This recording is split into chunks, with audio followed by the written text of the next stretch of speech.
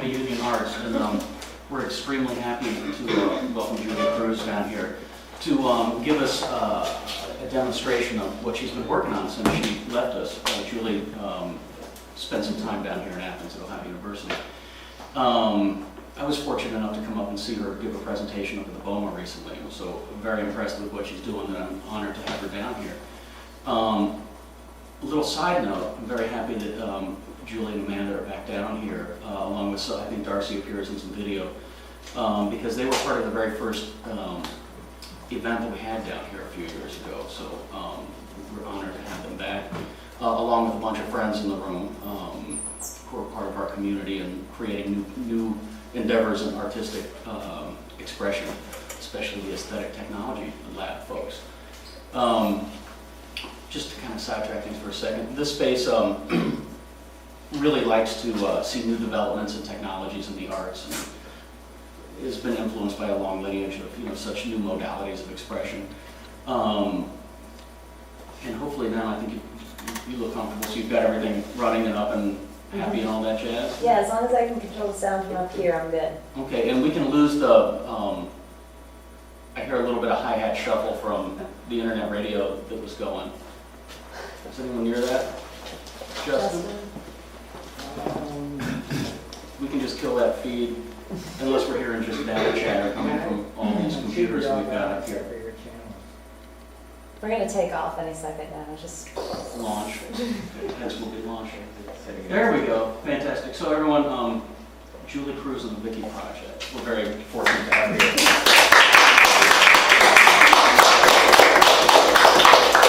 Okay, so I'm giving a presentation tonight on interactive performance software that I'm writing in a graphical programming environment called Max MSP Jitter. And the part that we're looking at right now, we're looking at two pieces, one of which is the Kinetic instructor. The video that you're seeing is actually, let me show you this. This right here is the thing that is controlling the video that you're seeing. And what controls all these little dials right here is actually Amanda's movement. So we have her controlling color space input, color space output, and a little bit of saturation, and then I'm kind of cross-fading back and forth to go with her. So if you just want to move around a little bit, and hopefully, there we go. So based on where she is in the space, it changes the video. And you can kind of see it, depending on,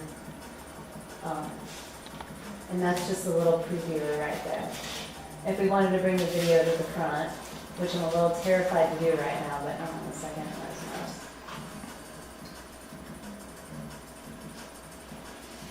Okay, so we wanted to bring it to the front again.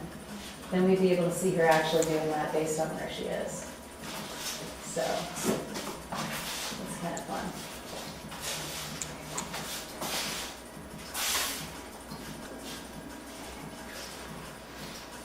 Now, how she's doing that, is this very cool part of the patch that, by the way, I'm just giving you just a little bit of a taste, and I'll go in and explain it all, so don't worry.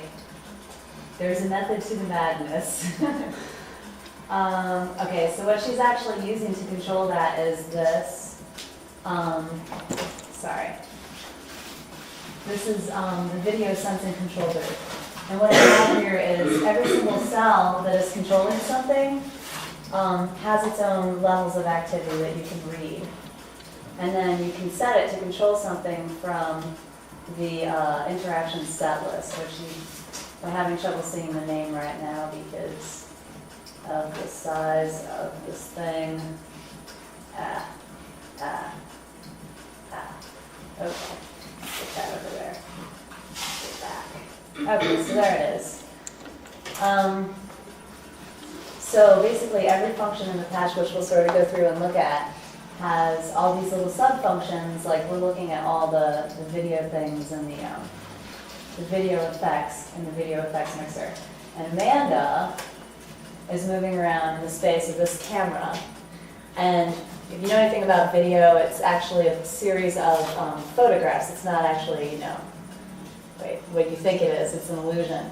So when we deal with video in computer land, we can basically decide how many frames per second we're going to look at. And what I've done is said we're going to look at 30 frames per second, and we're going to divide all those frames into 16 different cells. So I can then control, I can get basically information on every single one of these cells and tell it to control something else somewhere else.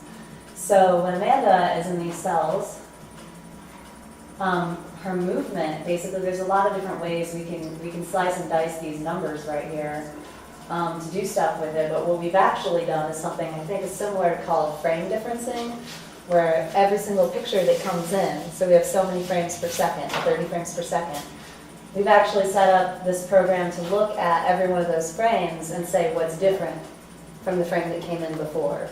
So it's a way of, it's an illusion of motion tracking, but it's really just comparing pictures and looking for something that's different.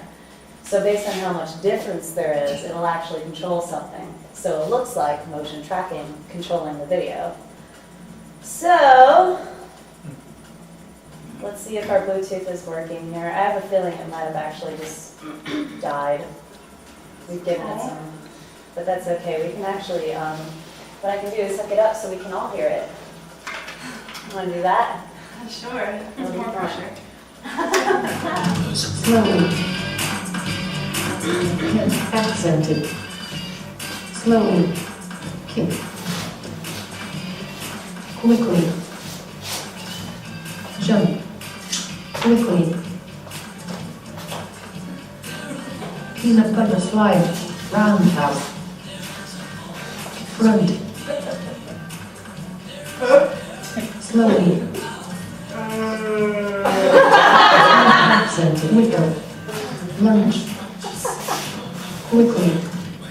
Side. Wiggle. Peanut butter belted. Accented. Slide. Peanut buttery. Side. Slowly. Right. Accented. Peanut buttery. Sweeping. Slowly. Slowly. Slowly. Jump. Accented. Thrust. Accented. Wiggle. Accented. Peanut buttery. Bow. Accented. Twist. Peanut buttery. Sweeping. Quickly. Lunge. Quickly. Front. Stop. Accent. Retrograde. Wiggle. Axe. Reverse. Invert. Peak head. Sweep. Repeat. Pin. Reverse. Slowly. Jump. Quickly. Slow. Reverse. Peanut buttery. Both. Accented. Accented. Opposite side. And slowly. Accent. Reverse. Right up high for speed. Reverse. Slow hard.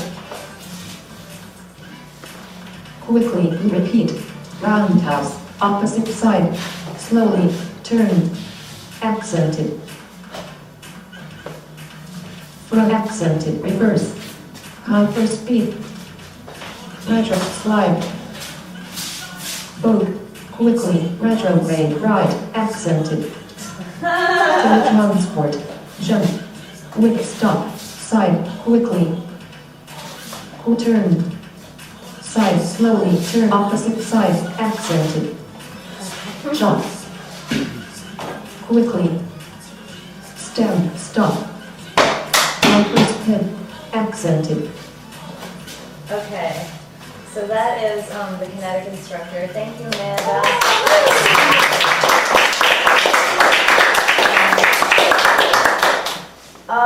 The reason I showed that part first is that all this stuff came out of this original project I did at Ohio University with the support of the Aesthetic Technologies Lab. and it's called Choreobot. And basically, I wanted to learn Max MSP jitter, and my accompanist insisted that the only way he could evaluate me is if I'd choreograph a piece. And I felt a little bit resistant to that, so I wrote a patch to choreograph a dance for me. And so what Amanda did there is kind of what I did in the performance, except the audience didn't actually contribute stuff. I had programmed things in. What ended up happening was I, later on reflecting about it, was realizing that I was learning through making this this patch choreograph me. So I set out to make something that other people could use to have the same experience, that they could program themselves and have some sort of experience of learning or creating in that way. And what Amanda just did there, I mean, you could see there's, for the people who know dance in the room, there's some really cool choreographic moments coming out of that. Just the interaction with the software just creates choreographic interest. And then I think also you could use that for any number of reasons. So you could load your own vocabulary in there and either just move to it as a form of training, or you could move to it as a way to come up with something compositionally. So and then there's situations like this where it could just create all kinds of possibilities in all those fronts. So that's part one of the patch, is the kinetic instructor. From there, we now have this monster patch. So then there's audio, video, text, movement, internet, and motion tracking. Each one of these basically provides a series of mixers, and then a series of manual interface mixing buttons or sliders. And then you also have remote control over all of them. And for the purpose of today, we have that video sensing, simulating motion tracking type of thing that will control all the mixers. So the first part is the audio interface. There's a series of little inbuilt objects. There's a video audio file player, which is contained in that box. There's a built-in audio, which was actually given to me by an artist named Subaru Goto, who works for the company that actually built a Max MSP originally. It's called Earcom. And this is the VICKi audio file mixer, which we're going to see later on. I'm going to show a video of a dancer who was working with that yesterday, with motion sensing. So each one of these offers, its own things. The player will, stop, start, play, that sort of thing. And the audio file mixer, you can sample from the internal mic. We don't have one on this old guy yet, so I can't show it to you. But you can sample from an internal mic. It'll record the track in here. And then you can use an automated mixer on it, which is a VICKi audio automated mixer. Or you can, speed it up, slow it down, and a few other effects that I haven't put in there yet. The future of this is that it's eventually going to be a 4-track audio file mixer, so you could record up to 4 tracks and have them looping. It's giant. So it's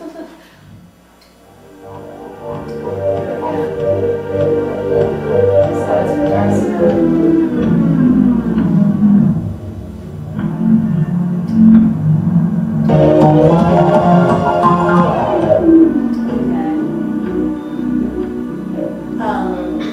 So basically that's what you can do there. And it does really create a lot of diversity in terms of what you can do with sound. But there will be more. The next part, we have the video interface, and you're kind of still seeing it, it's still doing what it's doing. But with the video effects mixer, you can, let me try getting out of this.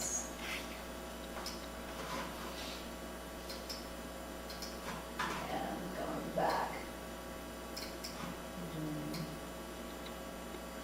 Let's see if we can get our live camera in there. There, okay. So now we're in live camera. And whee! Can you shine some light on people? And I don't make it too easy for them to see, but just like maybe on their heads. Can you still see? Kind of. And then we can actually change our effects and get some contrast here. If I bring our video to the front, now you can see what I'm doing. So, let me see if I can minimize your video here a little bit. I would love for your audience. I'm going to distort you a little bit too.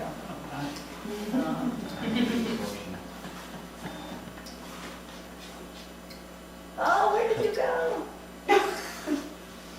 Okay. But with the color space input, let's go over here. Color space input.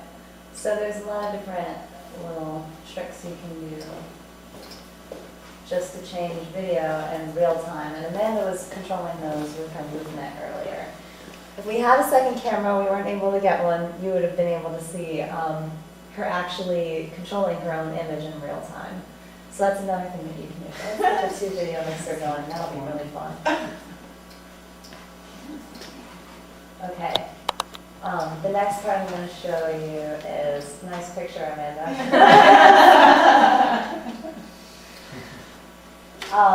The 2 video mixer, let me get there,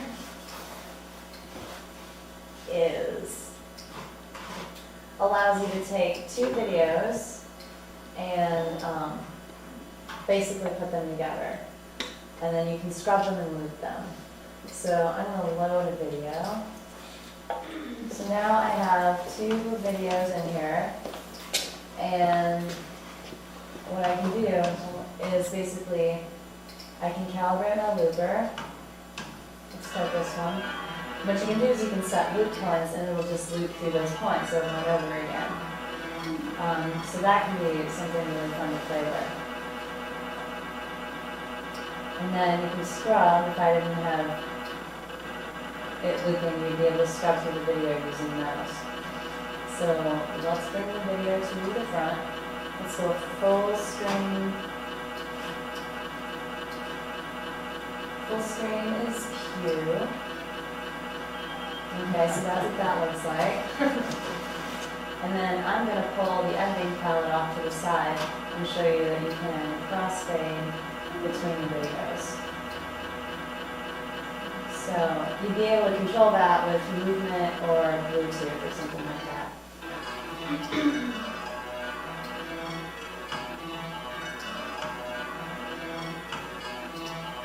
So that's just sort of a generic example of what you can do with that. Okay, so you've seen the Kinetic instructor, you've seen the audio file player, the audio interface, the video interface, the Kinetic instructor interface. That's what I